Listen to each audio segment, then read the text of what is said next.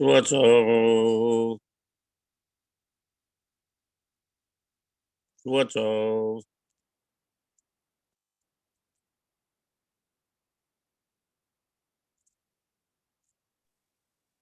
Tov. Oh, there we have someone else.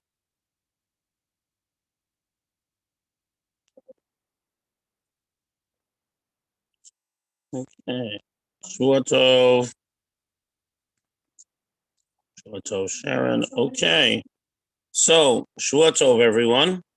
We are now going to begin Havdalah, and then we'll share some Torah thoughts, extending what we had a chance to study today in the shul. Okay. Matches, Zalman. Oh. What's up? Hello, everyone.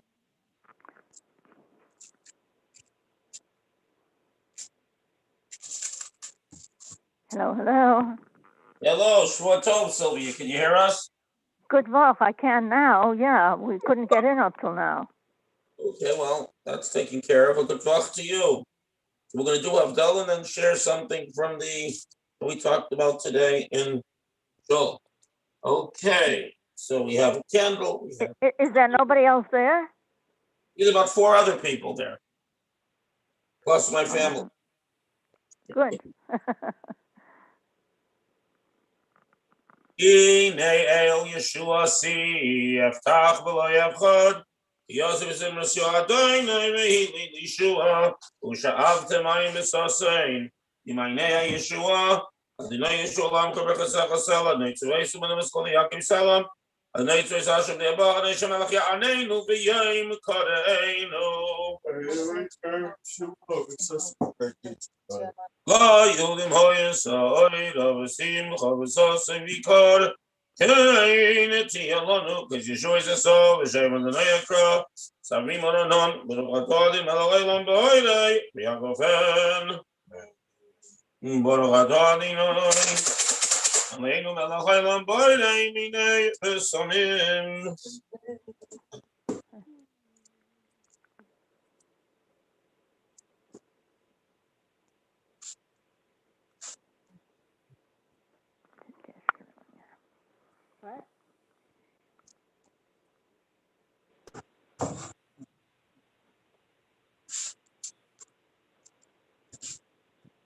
Baruch Atodinoi Aleinu Elohim B'hoidei Minei Right.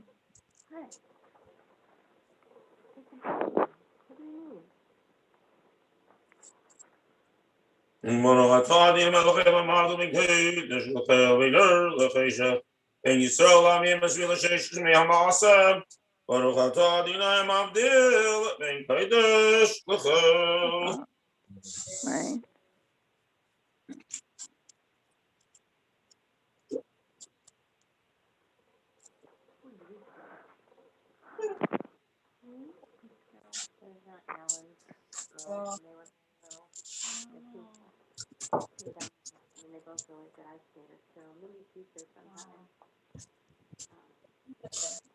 What's up, everyone? So today talked about the 10th of the 10 commandments, or it's actually 10 statements, because we know that there's not really 10 commandments. It's more like 15 in the section of the Torah that we deal with. But the last one has to do with not coveting, not desiring what someone else has. So the basic premise is that if someone has something, not if someone owns something and you go buy a copy somewhere else, that's fine.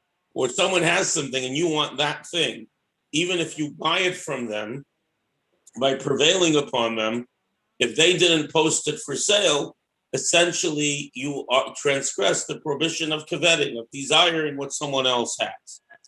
So the question is, why is this really included in the 10 commandments? So a little bit of background. As Sergeant broke, the 10 statements are 10 sets of laws that are one representative of the laws of the Torah, but also represent extreme examples. In other words, they're all extremely important positive commandments or extremely problematic things if we do them, negative commandments. So included as things like murder. And when it says don't steal, it really is talking about primarily kidnapping and then only by extension, other types of theft. We're dealing with high level capital crimes. And the question becomes, how does just wanting what someone else owns and maybe trying to acquire it in legal means make the cut to be there among the 10 most representative and 10 of the most severe in terms of the way the Torah looks at them and their penalties and so on, commandments. So there are two general approaches to this. The first is sort of a practical approach, which means to say that if a person desires what someone else has and you can't get it by legal means, you may be tempted to get it by illegal means. And if you can't get it whether it is your neighbor's property, your neighbor's spouse, you can't get it by legal means, then you turn to murder. And so then you have murder and adultery and everything else, or just maybe plain murder and theft. So the idea is that desiring what someone else has that they don't want to give you is the cause of numerous serious crimes. But there's another explanation which goes a little bit deeper. And that is that there's a fundamental understanding. If we read in the Torah, God constantly says, if you do this, if you follow the Torah, I'll give you this, I'll give you that. But what's clear is that what we have, that all kinds of blessings, we say all kinds of thanks. We go up to when the temple is standing, go up to the Beit HaMikdash. We thank God for the agricultural produce we grew. Now, in truth, we planted and it rained and we plowed and we toiled and we harvested and we pruned and we chased away the squirrels, whatever else we had to do, right? So we give God credit because even after we plant and sow and chase squirrels and so on, in the end, for the rabbits or whoever's eating your produce, in the end, that's only a vessel. We end up having what God gives us. We make a vessel, but God's blessings come from God. And therefore, everything we own, everything we possess, every relationship we have is something given to us by the Almighty. And therefore, when someone comes along and says, you know what, that horse that person has, that donkey that person has, that painting, or for that matter, piece of property, a house, the person's house, or for that matter, someone's spouse that person has. I think I should have it. I want to have it. So what you're essentially doing is denying this fundamental principle of Judaism, that everything that we possess and everything that we are in relationship to comes from the Almighty. And we are only making the vessel for it. So when you say that I want that person's house, the person didn't post it for sale, you just say, I want that.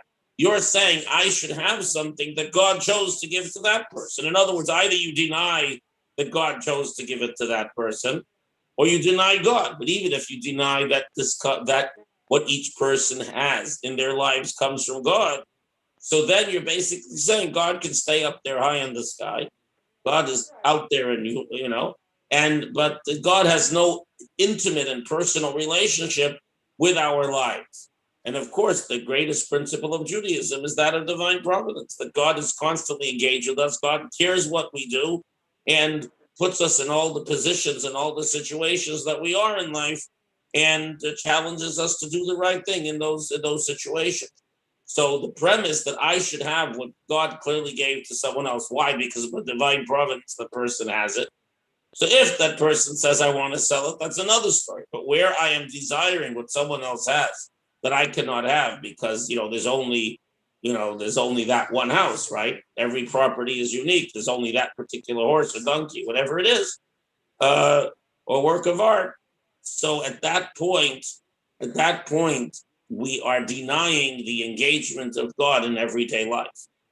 And once we deny that, we fail to do all kinds of good things, and all kinds of evil things become open before us to do, because we don't have that sense that God is engaged and caring and watching and involved in our lives. So in a way, the 10th commandment reflects the first. The first is, I am the Lord your God, took you out of Egypt. The commandment, not just to believe in God, but to know as much as you can of God, which means to say, to have a sense of God as being a reality in your life, in history, in your personal life, in everything you own and everything you experience. The most practical application of that particular idea is the recognition that everything that we see around us, that everything we have and everything we see by our fellow human being is given to them by God for a reason and a purpose. And if we acknowledge that, we'll never be jealous of what someone else has, never desire what someone else has. Someone, as I mentioned this morning, if someone buys a good snowblower, you want to go tell people buy this thing, snowblower, that's not a problem. But if someone has something uniquely theirs that cannot be replicated, like a piece of real estate, then you have to acknowledge God wanted them to have it and not you. And the denial of that idea is a negation of the entire belief in God as not just being, but being involved and engaged in our lives. So in a way, the 10th commandment, in essence, is validating all the ones that come before. And therefore, though it seems to be a small thing, it's not a small thing. And this sense of gratitude for what we have and appreciation and gratitude that our neighbor has what they have lies at the root, not just of decency between human beings, but of our fundamental relationship with the Almighty. Shavua Tov to everyone, and please do look at your emails and stale mails. We have a whole bunch of things happening by Zoom and in person this week, and we look forward to seeing you soon. But Shavua Tov, all have a wonderful week. Thank you. Shvua Tov. Shavua Tov. Shavua Tov, thank you. Shavua Tov all.